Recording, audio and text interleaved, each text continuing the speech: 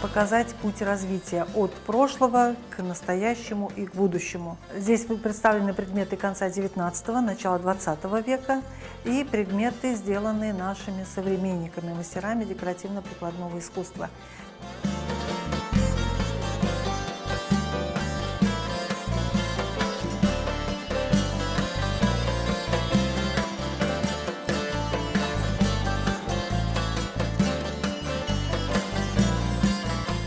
Представлены куранхапы, сделанные современными мастерами, и уникальность еще в том, что если для многих представление имеет, что куранхап – это обязательно предмет, вышитый в технике золотного шитья, сегодня у нас мастера показывают, что куранхап может быть вышит и в технике татар-ишлеме, двухсторонняя крымско-татарская гладь, и изготовлен в технике валяния.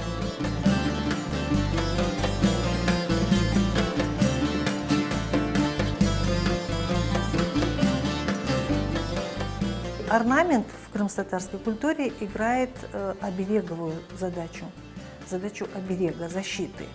И каждый орнамент разрабатывался с нашими прабабушками, прадедушками, большим умением этого вида искусства. И в Крыму были специальные мастера, орнаменталисты. То есть каждый человек, который решил для себя что-то нарисовать, а потом это вышить, либо нарисовать на керамической посуде, на медной посуде. Нет, был свой закон, свои требования, и люди строго сохраняли эти требования. Возможно, благодаря этому сегодня мы имеем такую вот необычную орнаментальную структуру, гамму, которая представлена и на этой выставке.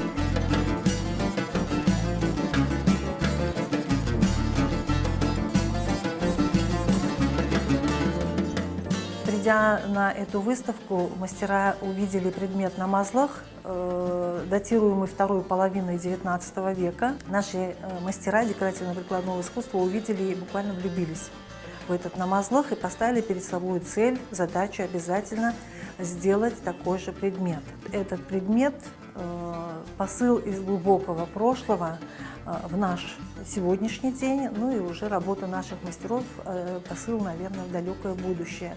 Мы надеемся, что еще кого-то вдохновит наша выставка, и некоторые предметы обязательно будут повторены, и мы сможем увидеть работу современных мастеров в той же технике, которую делали мастера прошлого.